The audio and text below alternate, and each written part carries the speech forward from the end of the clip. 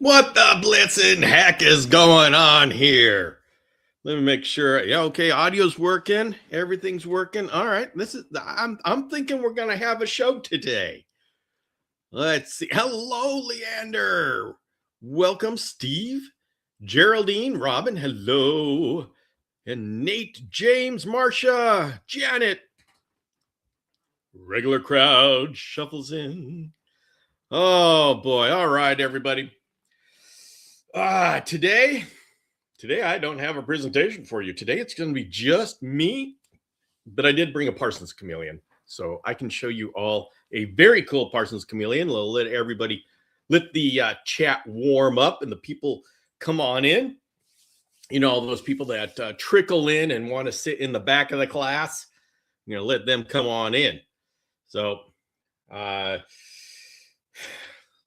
know you're all wondering, Bill, you made some lofty resolutions or intentions about not having coffee in the mornings. You can buy, I said I could buy it, but not having it every morning. So, Bill, how's that going? I know that's what's on your mind. And I just want to say I am 50% there. I'm this I did brew last night. And I'm not sure if James is proud of me or not, but yeah, do a little bit of the more of that regular coffee is trickling in, but also I got my DIY Chameleon Guys cup and it's full of water, so at least that.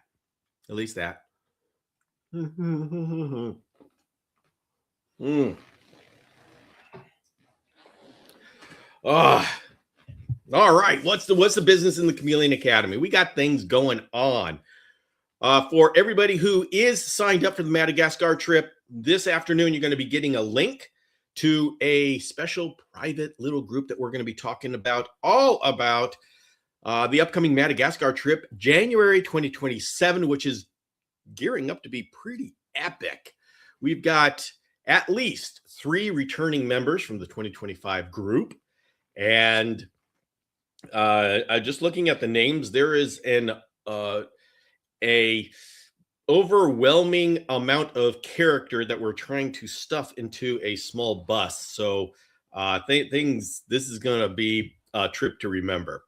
If anybody here is still saying, hey, I think I might want to go there, and you ask for information, and you know what, let me put my email up just in case anybody's there going, Bill, how do I get information on this epic trip? You send your a request to that email address, and if you have all the information, send in your deposit right now, and let's get this going. James says you should try Chevron coffee. I keep hearing about Chevron. I keep trying to take him to Starbucks, and he keeps trying to take me to Chevron, and we kind of meet in Madagascar. That's the way of it. If coffee hadn't started making me sick, I would have never stopped drinking. Yeah. Coffee has that. It has that dual, that kind of slightly toxic relationship that just feels so good. So, oh, everybody, I did remember this time. So, yeah, let me finish up.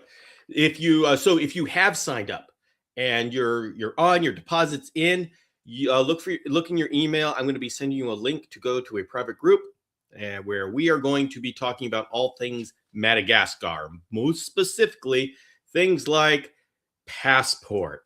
You got to get your passport, making sure that your passport has 6 months left on it, making sure that that it has enough pages for it.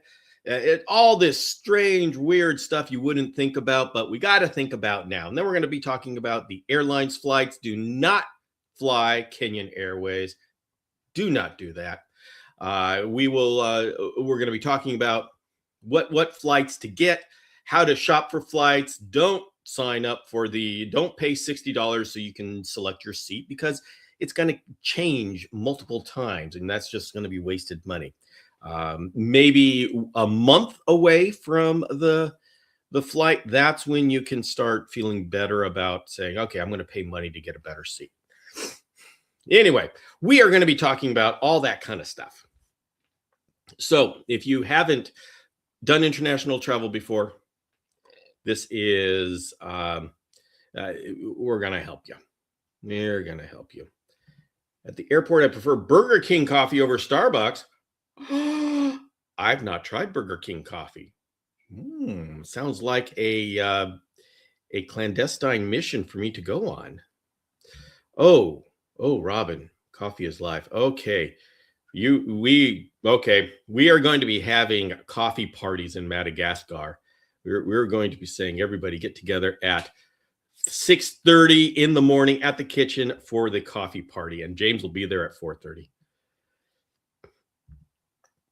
Richard can vouch that James is in the shop. Is it, guys? Are you getting blown away? We've got Santa Ana's. We got some gnarly winds going on. You guys getting those winds? I never drank coffee in my whole life. All right, so we're going to have a little bit of a culture clash here. All right. Are you, Javi, are you against drinking coffee? Are you willing to try it for the first time in Madagascar, even if you never drink it again? That's the question. That's the question. So, coffee is the nectar. Wow. Okay, so we've got some strong feelings here. I can drink coffee until bedtime, no issue sleeping. Holly's saying Dunkin' Donuts is good too.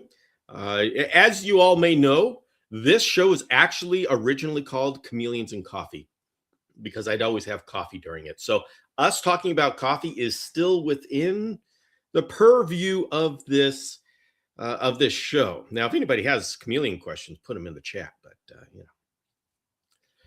all I know is this group filled up quick, and I can't wait. Yes.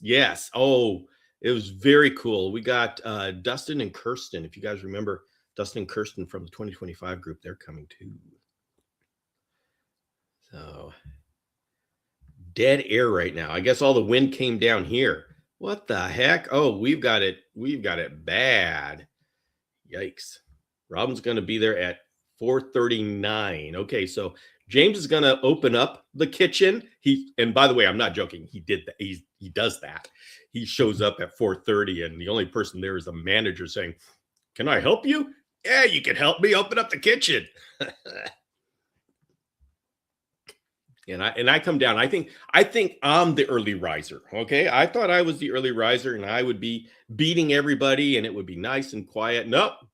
I come down there and James is literally sitting there with the manager, just yucking it up. And I find out the manager opened the kitchen and fired up the espresso machine just for James. There we go. Anna says, I like flavored coffee, cinnamon, vanilla, whatever, just no sugar. Oh my gosh. Sugar is the only thing I put in my coffee. Hello, Valentina. Welcome. You'll find that we're doing a lot of talking about coffee because I'm trying to cut back on my coffee, and the chat is not very supportive. I tell you. Oh, congratulations, David. Nate's husband just got his new chameleon, a Nosy Fali, on Thursday. All right, no name. Okay, so Nate, we do need pictures to share as soon as you are able.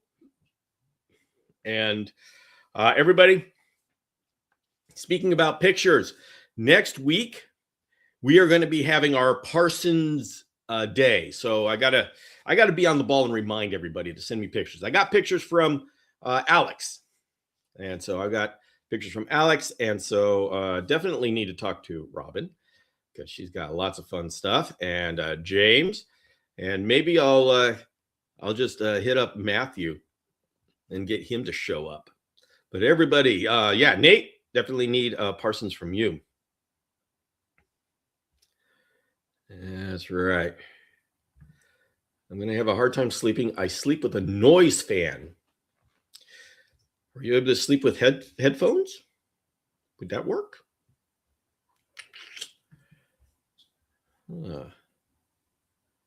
Unfortunately, the bees and lemurs in Madagascar also really like. Yes, we had a problem. Actually, Geraldine, interestingly enough, I don't remember the bees being so aggressive in the years before. So that may be something. I don't know. James, do you remember? Were the bees circling the sugar in Andasi Bay before? Huh.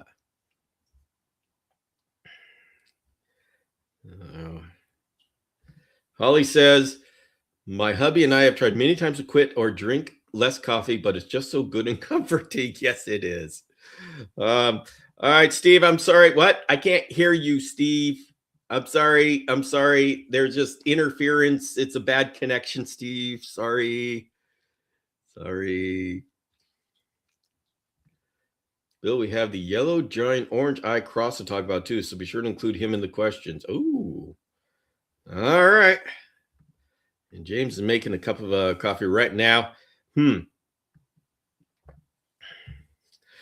I miss everyone so much. Can't wait to the next meetup. When are we changing it closer to Eliza? Yes. Anna or Renee. What Renee is talking about is we have a yearly meetup for the Chameleon Academy that we all get together. And this year we're looking at doing it at the Reptarium in Michigan. And our social director, Eliza Ann, is now pregnant and is due right about the time that we were planning on being there in October. So I am discussing this with Eliza, and I am seeing what we can work out. She says that she's going to be there to help us arrange and plan out the entire thing. So, but yes, I would like to move it up so Eliza can come. And everybody, please be flexible. We may have it earlier in the year than expected, so Eliza can come. So we'll say. If I recall, Bill said if I got a Parsons, we get a Parsons care guide. No, wait a minute. You're supposed to get one from me. And actually, Alex, I'm glad you're here because I'm going to show you the one I have. And because I have deliberately procrastinated, we might be coming into your window anyway. That, you know what? That's personal business. Why am I sharing this? Why am I sharing this publicly? So, yes, Robin, how do you know they're crossed? We will have a discussion. You know what? I am working with Robin. We're going to get Tim on, and we're going to have a big, long podcast episode about stuff. Okay, last time I said, you should get this book, but I forgot to bring the book. And so this is the book I was talking about. That is, I have, I now looked, I think I have 15, there's 15 more of these in existence before they're all sold out. And I have the 15, I have 15. I don't know, there's one European distributor. I don't know how many they have in stock, but they generally, I don't think they have much at all. So in the United States, I have the last 15 of these that exist, at least new, and I haven't seen them for sale used. This is Mountain Dragons. It's by Dr. Jan Stabala. It's about his trip to the highlands of Kenya.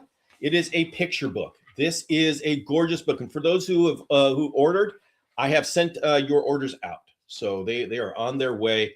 And you can see some chameleons that you have never seen before. And the ones that you have seen before, you will see colors of them that you've never seen before. This is an amazing book. It's a fun book just to page through. And Jan Stapal, if you've been listening to the podcast, he has been a supporter of the chameleon community. Obviously, he loves the chameleons, but he's been on, he's been talking. You can look at the podcast episodes and videos and just see all the things that listen to him talk. So he did one printing of this, and I said, I need to make this available for everybody. So I've made it available on dragonstrand.com. I'll put a link. Ooh, let's be careful with this book. I'm going to put a link in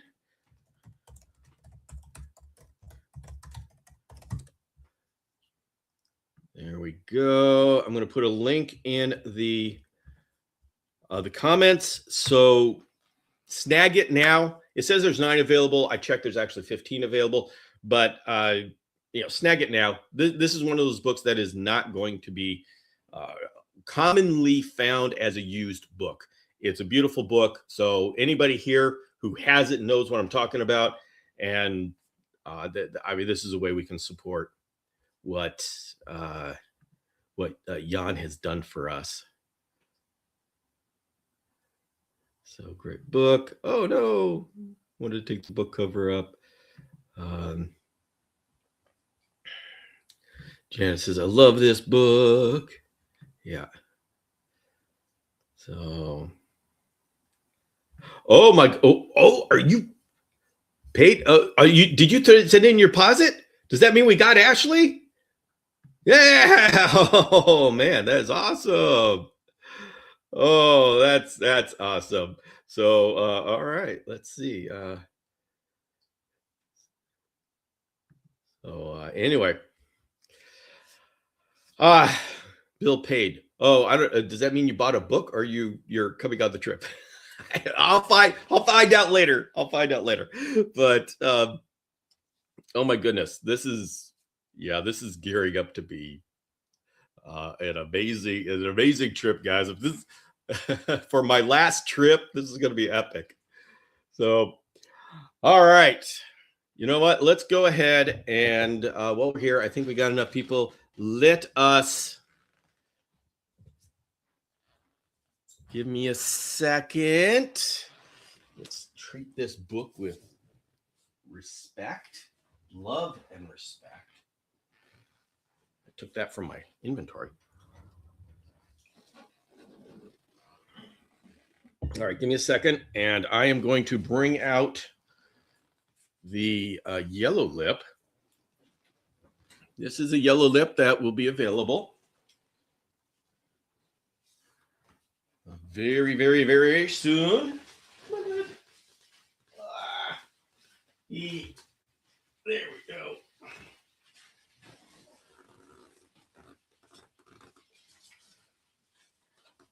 Give me a second. Tail curled. Oh, tail curled. There we go.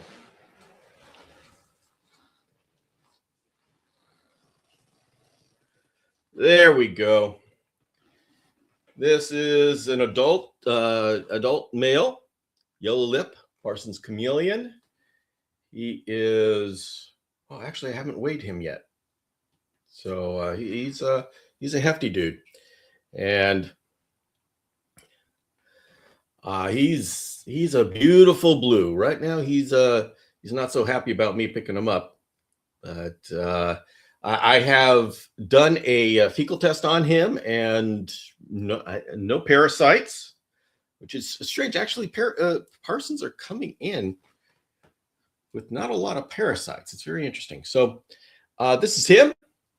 If you're interested, send me an email.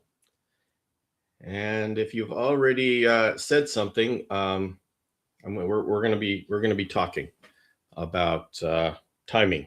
So you know who you are. Let's talk timing. So anyway, there he is. And he is an amazing creature. What a handsome boy. He is a handsome boy. So I'm going to put him back because he's starting to get off that stick. And that is one way for, if you've never had a Parsons Chameleon, like grab onto your finger, it's an experience. You do not forget that. So, yeah, they are powerful creatures, incredible creatures. Does he have a name yet? He does not have, I haven't named him yet. That the boy, no, this one is the one that needs to find a new home. This one is $1,900 shipped to a U.S. address. Well, okay, a FedEx hub in the U.S., continental U.S. Oh. Hmm. All right, let me catch up in the chat. Lisa says, my FOMO is so bad. James is saying, what is FOMO? Fear of missing out. That is fear of missing out. And there is much that will, well, you know what? I'm sure we're going to be sharing everything that we are that will be happening there. Let's see. Okay, working on catching up in the chat. She tore out part of the kitchen cabinets this AM. That's what happens when you're married to Marsha. You get those kind of morning wake ups. Oh, hello, way to BDs. Thanks for dropping by. There's no the wait for size idea. I will get you. I'm 450 is easy. Okay. Robin says, don't let them bite you. I've never had a Parsons try to bite me.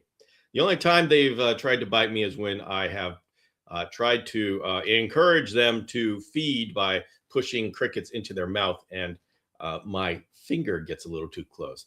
Now, Robin, on the other hand, Robin apparently hangs out with the spiciest of Parsons, and apparently she inspires them to bite. So I can't wait to talk to her on. I'm doing an interview with Robin about her Parsons, and her and Tim. Can't wait to talk to her about how her and her spicy Parsons get along. Let's see. Build cage. Parsons will come. Yes. Oh. Yeah. James says my first bite was from my baby Parsons, and I was fully surprised. It was more than I expected. They are, guys, they are strong. They are strong. I did get bitten accidentally. He didn't mean to bite me. I was sticking my finger in his mouth. So I got nipped, and boy, did I feel it. I do not want a Parsons mad at me. So whatever, Renee, you're doing, I do not want to do that. Not Renee. Robin. Sorry. Yes. Oh, Robin takes it as a sign of love. That's one of those relationships they make movies from, and the audience isn't sure who to root for. Oh. Anyway, the Chameleon Academy podcast, there was an episode released officially on Monday, unofficially a lot earlier because I messed things up. And this is going to be an every other week show now for season 11. I'm going to be doing every other week. And we are going to be doing some basics. We've got a 3-episode series coming up on fogging. I want to be able to talk about it and just spend the time it takes to lay it out. And then we are going to be doing a lot with Parsons chameleons. And so there's going to be lots of episodes. I've already got one episode with Craig Durbin about acclimation and brumation in the works. And we're going to be getting the Parsons Care Guide. Yes, I know I keep promising it, but now there is an episode attached to it, and I am working on that. So. Robin says, one male almost took my finger off. Still don't have feeling in the tip of my finger. Wow. Yeah, they have the power to do that. I didn't know they had the inspiration to do that, but they definitely have the power to do that. So just ordered mine, so that's -1. You talking about the book or a Parsons chameleon? Hugo Magana is asking, is my chameleon lazy or is this normal behavior? We will go on. The plot thickens. My light schedule is from 7 a.m. to 7 p.m. and my little fella is tucked in and ready to sleep by 5 p.m. Your chameleon is completely normal. That is the one time that it's acceptable for a chameleon to have their eyes closed during the day. It's when they're getting ready to go to bed. And what a chameleon does is when the sun starts getting ready to set, they find where they want to sleep before the sun sets because they can't see at night.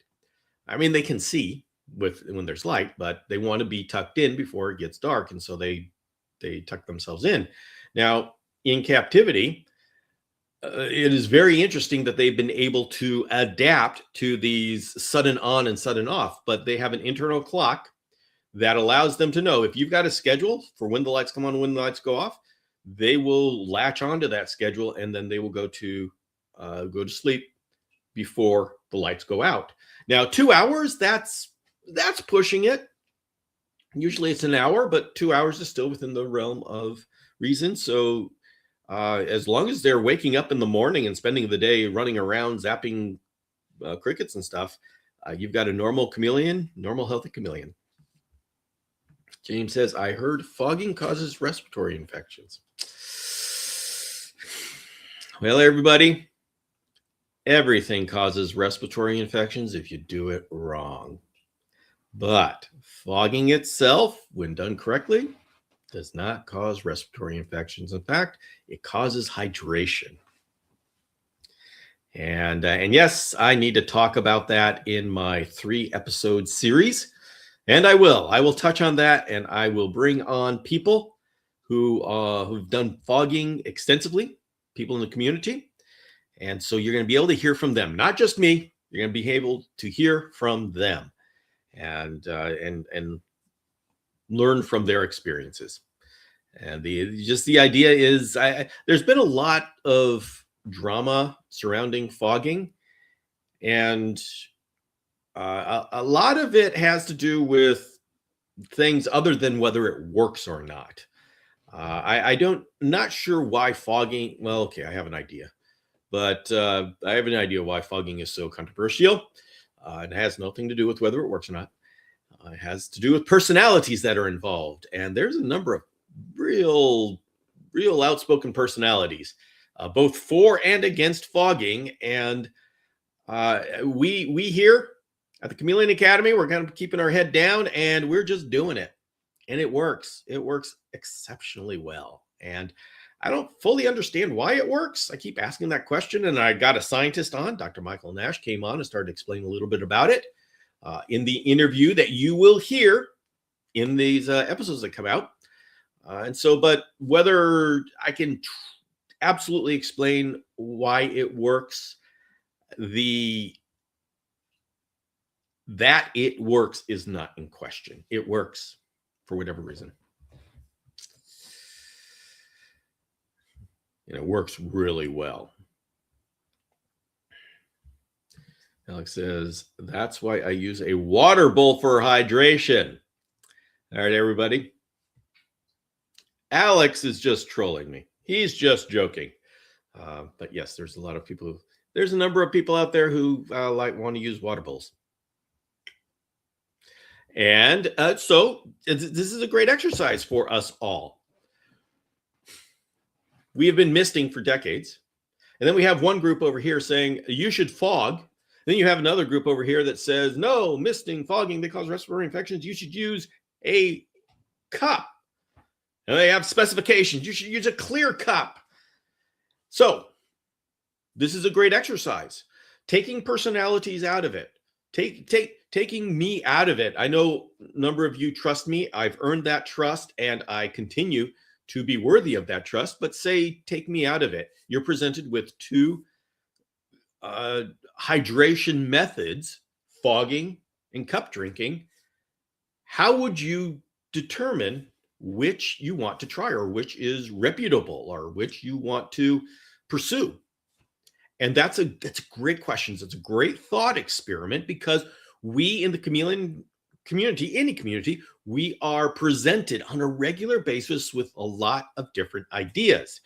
Now, often we make the judgment as to how good the idea is based on who's telling us the idea.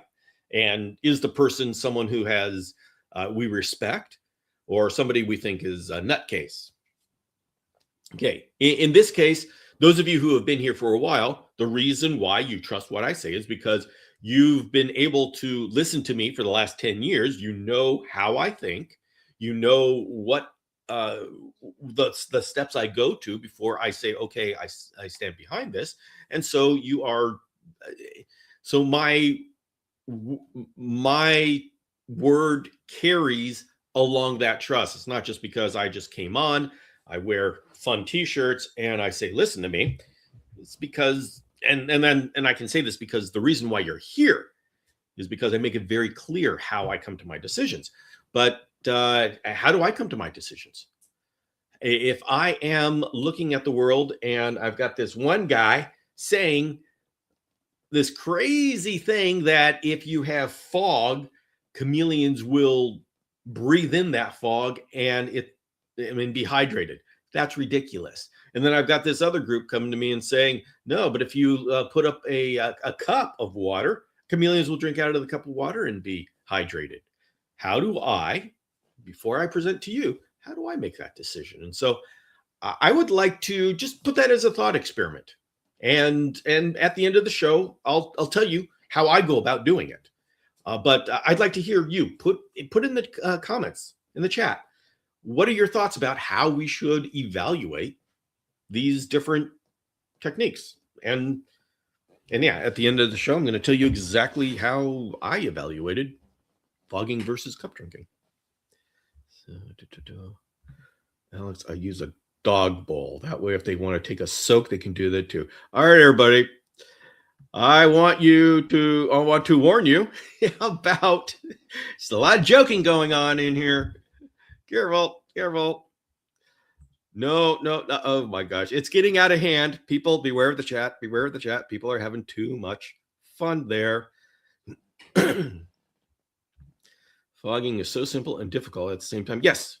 Yeah. And no matter what technique you use, there's always a point where a point at the too little and too much that is that's not healthy, where it's not working. Like, and you'll see in my my podcast where we talk about fogging, one of the most important things about any husbandry technique is at what point does it fail? At what point does it not work? Because whether fogging works or not, another big part of husbandry is how do we implement it? Whether fogging itself, we're in Ranamafana and there's fog all over the place. But how do we implement fogging? Our foggers, which are forced air foggers, that's not natural. So we need to be aware of what the limitations are of how we can implement it.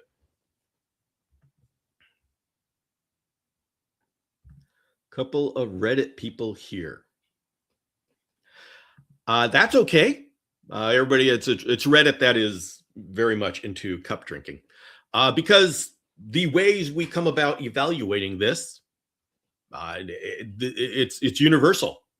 And for those of you who are coming from Reddit and you are espousing or embracing cup drinking, well, by the end of the show, after we're talking, get a little bit, I'll tell you exactly why I don't do the cup drinking. And it's not because of politics. I will tell you exactly why, even though we have people saying it works. Okay. So I'll just go over my thinking when we get to the end, because I want to, I'm behind in the chat. So I'm 10 minutes behind in the chat. So I need to catch up. James told me I had to fog or I can't go to Madagascar. I tell you, there are fanatics for and against. Okay. I'm going to try to get through these comments so I can get to at the end. Now Marsha's bringing up waterfalls. Oh, okay. Richard's got a dangerous situation. He's got a vacant habitat. Oh boy. Will a power washer be a good? Everybody beware the chat. I just got to say, beware the chat. People are getting out of hand in the chat.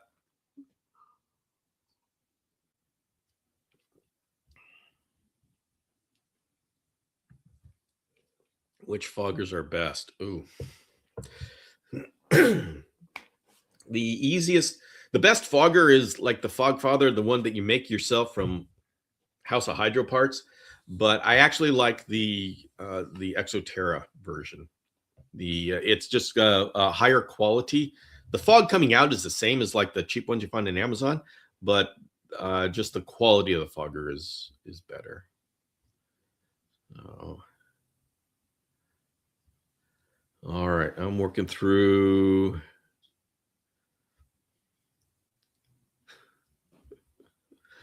Okay. You're always so diplomatic, must be respected. Well, my way of coming at this, the thing is, it's so easy when you get up and you present information. It's so easy to get with blinders and grab on to something you believe and just hammer it, because on the internet, it's all about fighting. Everybody decides they've got their sides and everybody's fighting. I mean, I know a number of the people who are absolutely against fogging have never fogged. And so it's definitely, you got to, it's very easy when you're on social media to get concentrating on one thing, not because it's the right thing, not because other people don't have a valuable insight. It's because everybody's choosing their team and you got to fight to the death for your team. And so for any of us to really have a clear vision as to, does this work for husbandry? We need to constantly be on the lookout for us falling into the trap of being militaristic on one idea.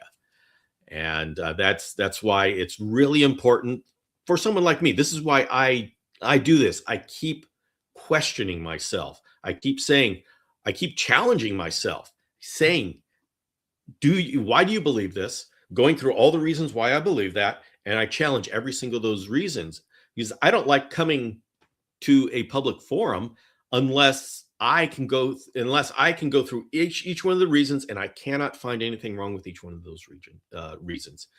The greatest gift that we can give ourselves is to challenge ourselves, and not just challenge ourselves to prove what we think we know, but to challenge ourselves and disprove what we think we know. It's very easy to cherry pick the information out there and say, okay, see, I've got all of my proof for me to go in and win arguments. You know, that's what you do when you want to win arguments. But when you want to truly understand what you're saying, you work to disprove what you are saying. And by that, it's usually not a black and white yes no thing. It's okay, now I've worked really hard to disprove what I'm talking about, but now what I've learned, and what you learn by doing that, is when it works and when it doesn't. And so, this all just takes time. Yeah. So, okay, let me try to get through here.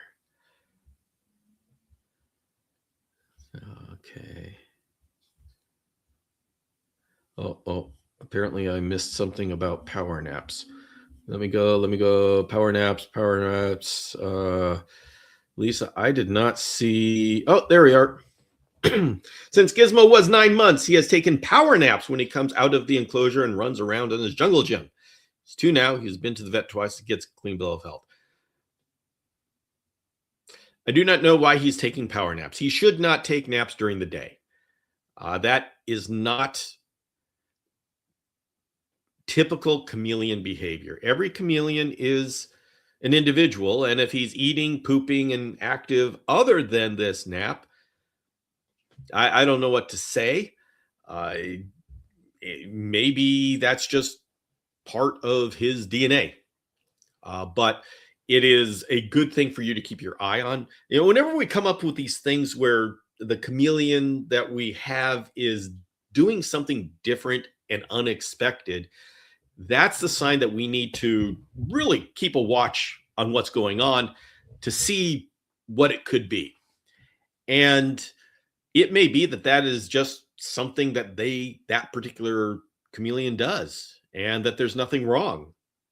And if that's the case, then we just go on and accept them for who they are. But what you're doing, Lisa, just keep an eye on him. And if he keeps getting a clean bill of health, and there's nothing, and it's not like he is napping longer and longer and longer. If you don't see a difference, then and it's something's not changing, then I can't find anything wrong with it other than it's not normal. But that doesn't mean it's unhealthy. So until you get more, just keep a watch for more information, more data, what's going on. And if you can't find any more data, then just accept maybe that's what he does. Okay. Okay, we got a bunch of people that are explaining what they do. And Latina says, I think you make sound and flexible decisions based on your experiences as chameleon keepers for many years. You also use wild data to come to conclusions, possibly adapt or change or adapt your skills. Yeah. Thank you.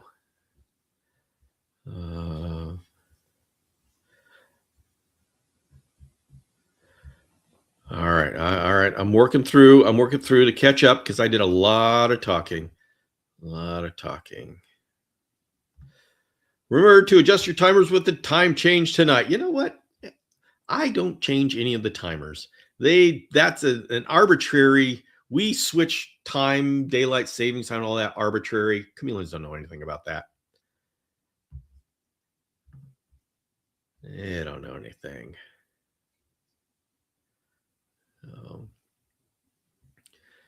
Now Robin has 2 pink female shamrocks. That's very cool.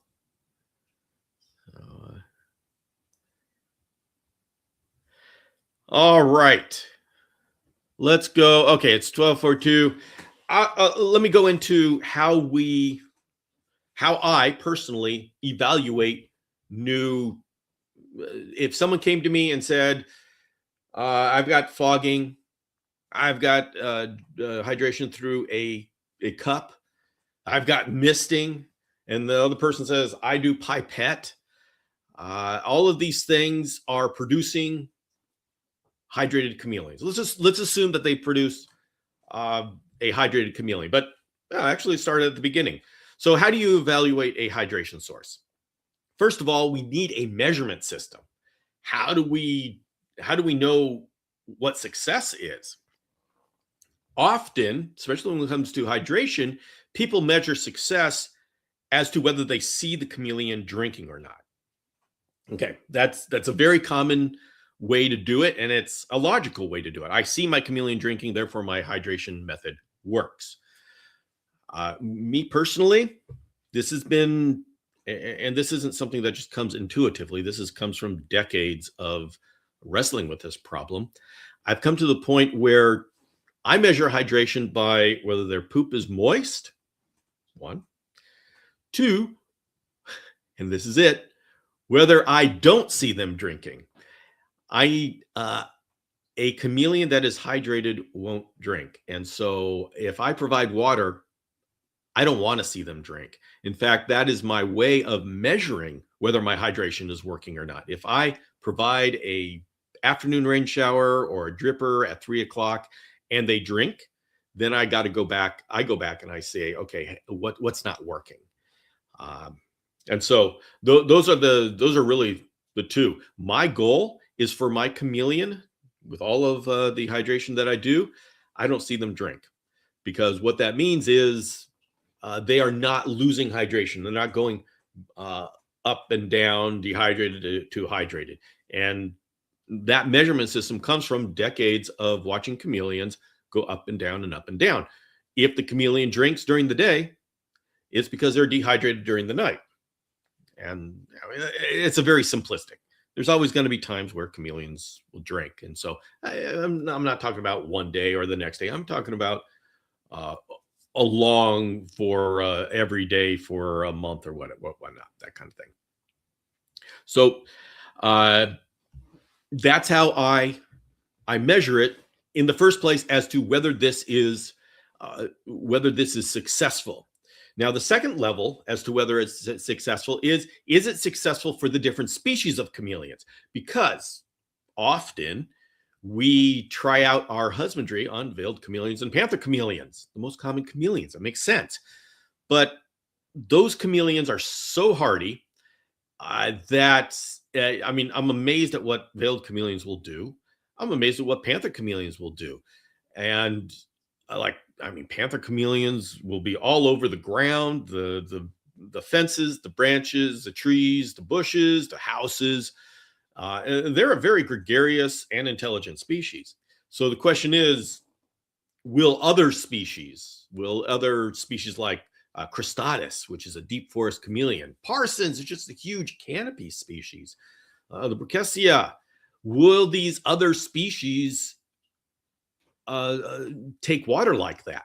The Namaquensis, that's going to take water, accept water different than a Parsons, which is going to be different than a veiled chameleon. That's just the way it is. And so now that doesn't mean that you have to use a hydration or husbandry technique that applies to all chameleons. No, but as long as you know this hydration technique is specifically formulated for this species, that's okay. Once again, whatever husbandry we have, we need to know the limits of when it works and when it doesn't. And so question is, how universal does this work? Okay. And then finally, the next level is, which life stages does this work in? And once again, you can have things that work as a baby, things that work as for an adult Parsons chameleon, things that work for a panther chameleon. As long as you say, okay, I've tried it with all these different life stages, all these different species, and I know which ones it works with and which ones it doesn't. So those are the three levels that I use. Level one, my individual chameleon, looking at the poop, looking at the behavior. Two, species level, from the canopy species to the very gregarious ones that are running around on the ground. You know, Ustaletii. I mean, Ustaletii will drink out of puddles. So, saying Ustaletii will drink out of puddles, therefore we should give all chameleons puddles. Number one, why are Ustaletii drinking out of the puddle? Is because it's dry season. And they're just going for whatever water they can. Who knows? These are all good questions to ask. But what an Ustaletii will drink, or a Pardalis, because a panther chameleon runs around on the ground just like Ustaletii do. Anybody going to Madagascar, half the Ustaletii we find are crossing the street, and sometimes you're looking around saying that there's no trees around here. What are they doing? So that's a different personality than a chameleon that hides in the tree. And the species, and then the third level is the different life stages. So you evaluate whatever hydration method you're evaluating, giving pipettes, water through pipettes, misting, fogging, cup drinking, all these different things. Evaluate them on those three levels. And then you come up with, this is a conclusion. Now, if you have a method that is working for you and your individual situation, I am not going to tell you to change it. If it's working for you, keep it. If the poops are good, you're happy with the behavior, then don't change it. The reason why I have to be discerning as to what I want to present is because I create care guides. I create standards for people to start with, and not only for advanced people, mainly for beginners. And they're looking to my care guides for something that works. And so and the whole reason for the Chameleon Academy is I'm going towards that bright center of husbandry. And if you listen to the podcast episode, the episode 1 of season 11, I'm talking about the tolerance zones and how we are uh, we are focused. I am focused. Chameleon Academy is focused on that bright center of husbandry. And for that, you're looking for the methods that get you toward that direction.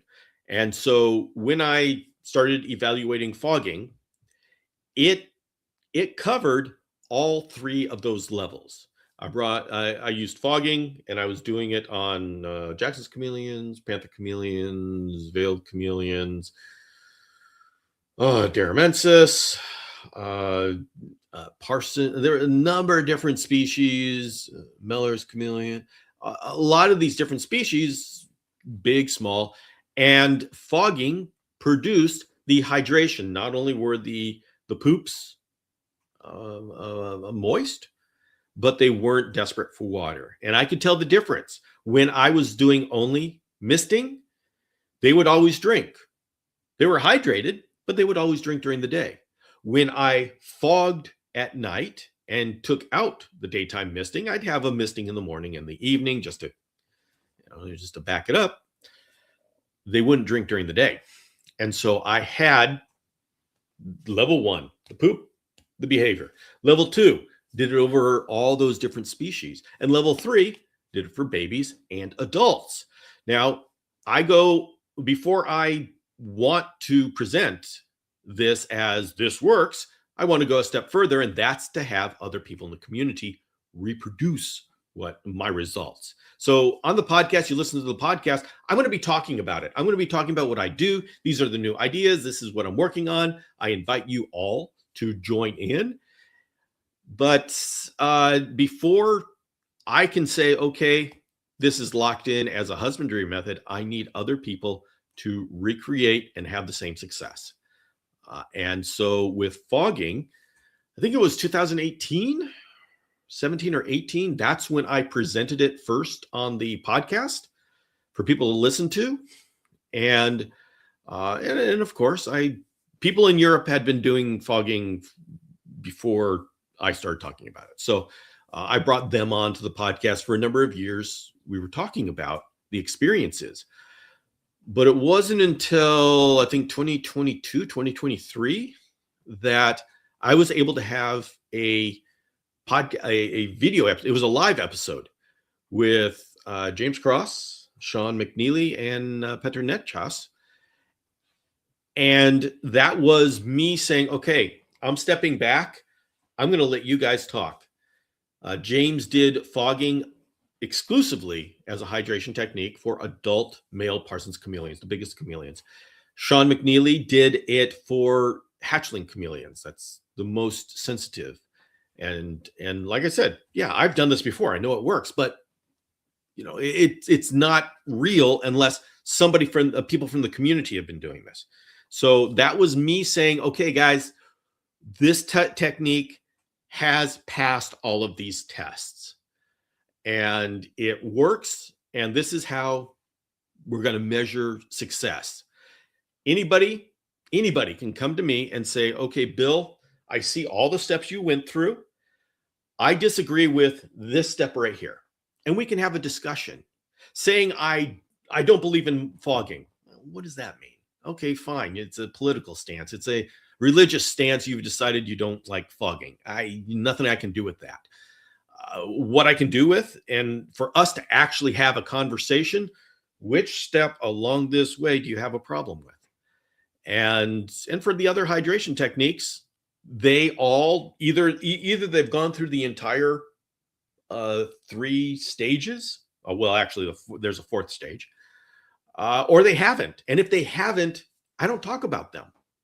There's a lot of hydration techniques that we've gone through since the 90s, which is when I really started. I started in the 80s, but I didn't pay attention to what I was doing until the 90s. And there's been a lot of hydration techniques. They're not all equal. And so in the Chameleon Academy, I only want to talk about the ones that pass those 4 stages. And so that's what I do. I am open to any hydration technique, but just know I am going to put it through those 4 stages. And yes, I get people that religiously believe in some other hydration method, saying you're closed-minded. You don't talk about my technique. You haven't gone through the 4 stages. I haven't been able to take your technique and make it go successfully across the 4 stages. Cup drinking is an example. It works. People can make it work for panther chameleons, veiled chameleons. Okay, then use cup drinking for your veiled chameleon, your panther chameleon.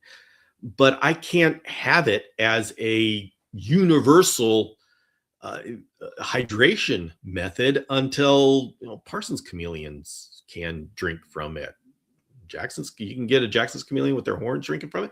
I mean, it's not outrageous, because what's the difference between a cup of water and water on a leaf?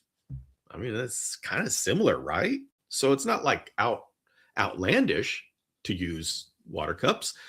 I just don't see it working for all the different species and the different life stages.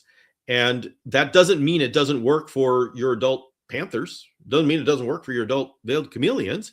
It just means that it's not as good as misting and fogging, which does work for all life stages, all species. And so, when I am presenting these husbandries, I am presenting the best. And I don't, there's no reason to give equal time to everything out there. I'm only going to give the best that I have found. That said, I tell you exactly how I came to that conclusion, and anybody is welcome to go in and say, I think you should reevaluate that stage of your evaluation. And we can have a discussion. That's how we can have a discussion. Arguing about the conclusion, nah, that's a waste of time. That's just social media drama. Let's talk about how I got to that conclusion and what point in there do you disagree with. So that is the hydration in a nutshell. Any questions about that? I'll keep us on here. I probably have to go through the comments because I was doing a lot of talking. So I am right now, oh my gosh, I am like 18 minutes behind. I'm going to work. I'm going to catch up, but you can put any comments in the chat knowing that I am working to get there. All right, give me a second.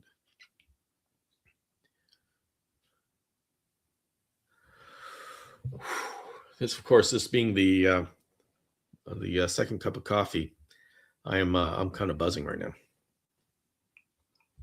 Poop has the answers. Janet speaks wisdom.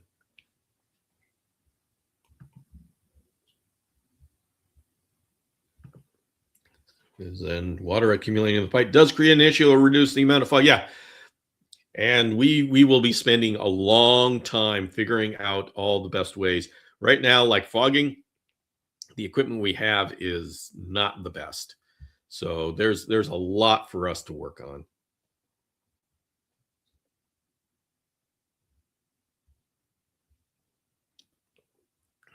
Okay.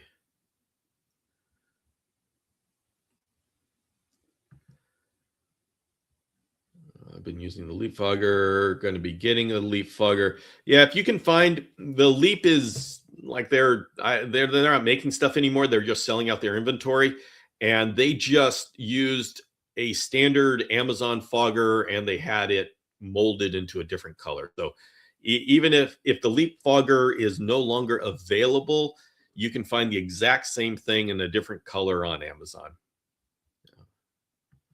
And yeah, Leap doesn't exist as a brand anymore. And if it does, they're only selling off old inventory. Leap is 4 liters. I think it's 4 liters. Forget.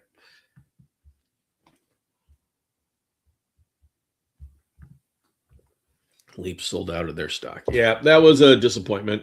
The company that bought Leap Leap was part of a company that made aquarium supplies, and the people that bought the company didn't care about reptiles.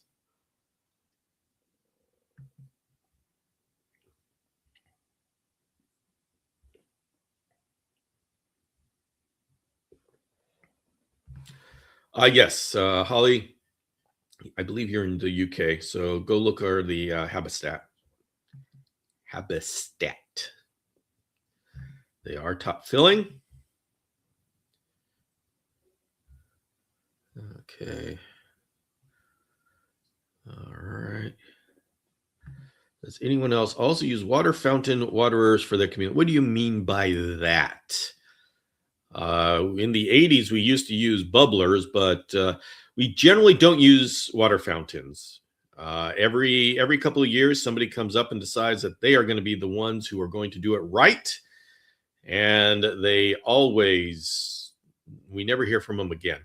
The problem with fountains is not that you can't make it work, it's that the amount of effort that it takes to maintain it is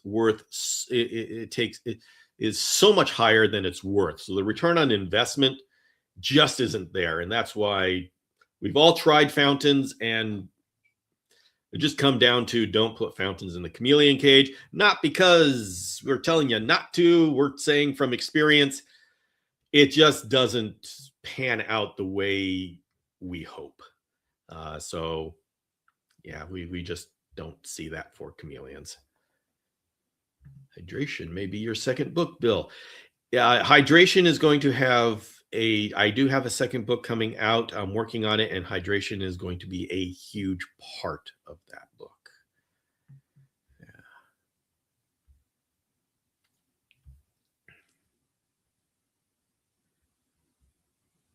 Yeah. Yeah. Okay. People are starting to give their experiences with waterfalls. Yeah. First chameleon, I provided a dripper and a catch bowl. She didn't catch the drops of drink from the catch bowl. Thirsty chameleon. Yes, this is an important thing to note. What Richard is saying. Chameleons, most of them are smart. They're survivals. They will figure out how to survive.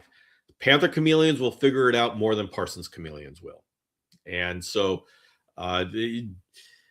we have to be careful not to say just because they drink, this is the best hydration method. But what Richard says is absolutely correct. They will, especially panthers, they are survivors. They will figure it out. Is there any way to find the chat after the live ads? Yes, actually, if you go onto YouTube, there is this is all shows up when you replay the live on YouTube. The chat should come up. Now, some people have to change the settings on this, but the chat is embedded with the live session, so you can go back and see the chat as the live session plays. What? No, actually, it actually does. You just need to find the right settings. Negatives would be for, oh yeah, everybody. Chameleons love to poop in food dishes and in water. I don't know what it is. Don't know what it is. In the 90s, when I bought my first Jackson's, the pet shop showed me a water bowl and an aquarium air stone for water. That's how I started. I didn't use an air stone. I had one of those bubblers where it just, we would put the air in and it would come up the tube and it would pop, and the chameleon would go for the water up there. Yeah. We've gone through a lot of chameleon hydration methods.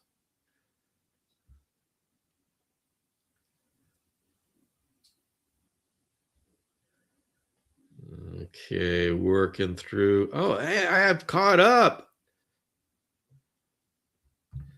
I thought that was my only bunch that pooped in there. No, I actually have a picture of a chameleon just twisting itself in this unnatural position so it could poop in its food dish. There is something going on there. And and here's the question: what's going on? You might say that, hey, that's an indication of parasites, and maybe parasites are influencing behavior.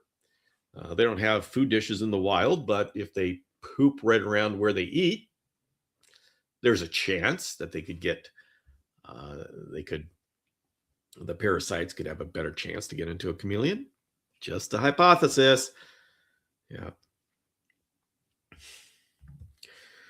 Find that my chameleons will poop in the same place in their enclosure. Is that all chameleons? It is not all chameleons, but it is a common chameleon thing, especially like Miller's chameleons. They like to do that. And then individual chameleons will do that, and you'll see that behavior, but not all chameleons will. All right, everybody, we have come to the end. If you have any last comments or questions, put them down there. Remember, they do that poop in the water dish, Bill, because they're from Madagascar, just like the toilets there. They got to wash the butt. All right, everybody. James's scar. He's got emotional baggage from France and bidets. So, but Bill said, "Dang." Oh, here. Of my current 3 chameleons, I have one that has a favorite poop spot. Well, so action items. If you're interested in Madagascar, send me an email at bill@ChameleonAcademy.com. If you're interested in that book, Mountain Dragons, go to dragonstrand.com. If you, remember to go check out the podcast for both the Chameleon Academy and the Branch Demon podcast. Chameleon Academy is for chameleons. It's called Chameleon Academy Podcast on your Apple Podcast, Spotify, and the Branch Demon podcast, which is all about Eurypletus fantasticus, the satanic leaf-tailed gecko. And that's something my wife does. And I help her with a podcast because she's so darn cute and I can't say no to her. So those are available. If you are interested in satanic leaf-tailed geckos, you can go to mistymountainfans.com and sign up for the newsletter, and that will tell you everything that's going on. It is a monthly newsletter right now, but I may send out one in the middle of March because we have so many new people. So, all right, everybody. Zen says, I need a everybody needs a Parsons. Everybody does. And if you're interested in a yellow, big male yellow Parsons chameleon, send me an email to this email address right there. All right, everybody. Thank you for spending this afternoon with me. And I will see you next time, which will be Tuesday evening at 5 p.m. Pacific. Have a great weekend.